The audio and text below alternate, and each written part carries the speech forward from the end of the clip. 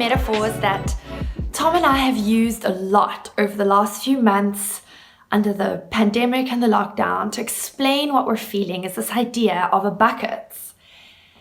And in normal circumstances, there are always holes in the bucket. Things that drain our energy, things that make life challenging. But there are always things being poured into the bucket to fill us up. And what we felt over the last few months is that more holes have been added to the bucket, and all the things that pour in and increase our capacity and help us keep our energy and our motivation up, those things have stopped.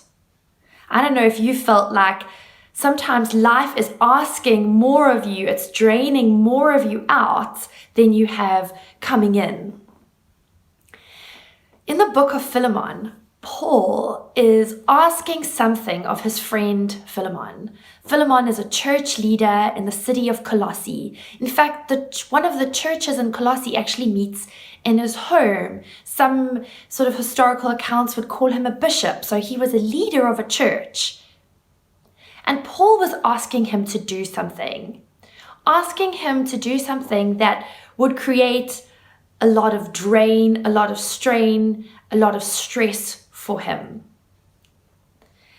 But Paul knows that what he's asking of Philemon is something that's going to require a lot of generosity. And so in his letter, we see a little clue. We see, in a way, a gift that Paul gives Philemon to remind him of where his capacity comes from when life is demanding more than we think we can give. So in Philemon 1, verse 6, Paul says this: I am praying that you will put into action the generosity that comes from your faith as you understand and experience all the good things we have in Christ.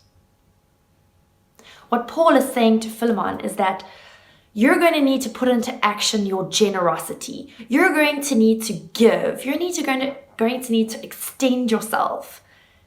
But your generosity doesn't come from that bucket.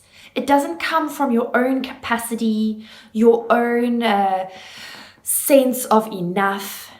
It comes from your faith. And then he goes on to explain how that faith is increased. And he says to Philemon, as you understand and experience all the good things we have in Christ. So in a way, Paul is giving Philemon a little formula here for what to do when what's being demanded of you is greater than your own capacity. And if we track it back, this is what he's saying. He's saying if you look at all the good things that you have in Christ, if you understand them and if you experience them, this will increase your faith. And your faith is what gives you the capacity to be generous. I think sometimes we want to be generous with our assumptions of people, generous with our stuff, generous with our time, generous with our energy.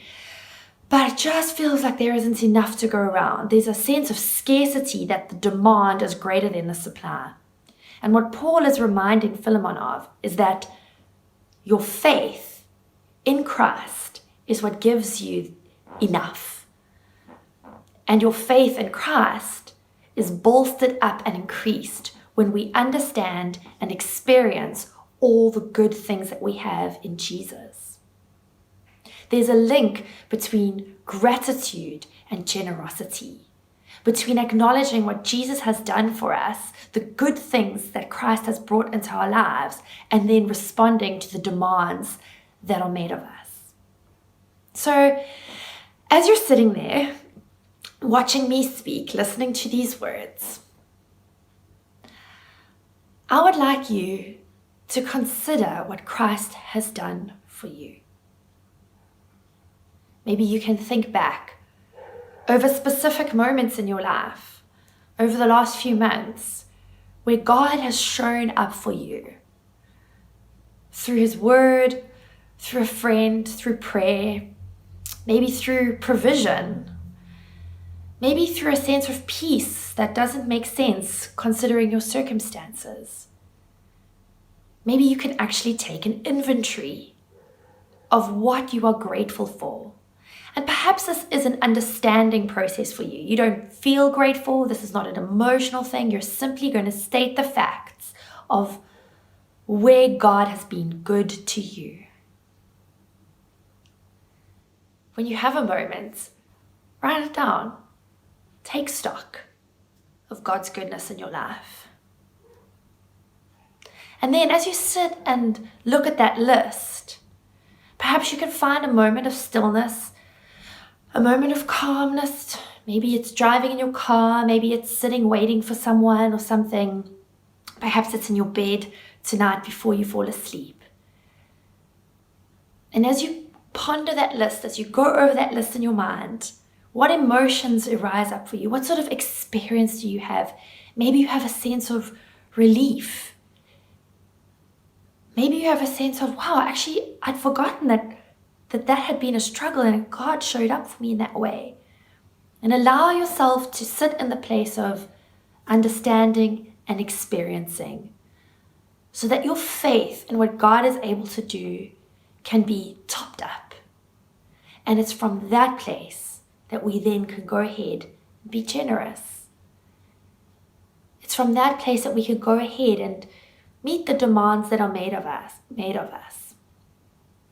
So as we close today, I want to remind you the way Paul reminded Philemon, that when life is asking big things of us, we don't respond out of our own capacity, out of our own bucket, a bucket that's maybe full of holes right now.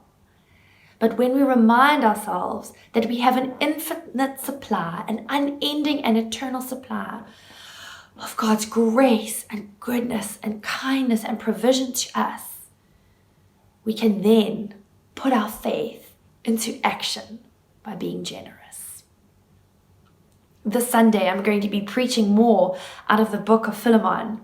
And so I want to invite you to join us on Sunday morning or whenever you watch the sermons online, because I am so excited to share with you more of the incredible lessons that we could learn from the early church as histories and cycles keep repeating themselves. And we're going to take a deeper dive into the book of Philemon. But for now, may God bless you with understanding and experiencing the riches of His goodness to you.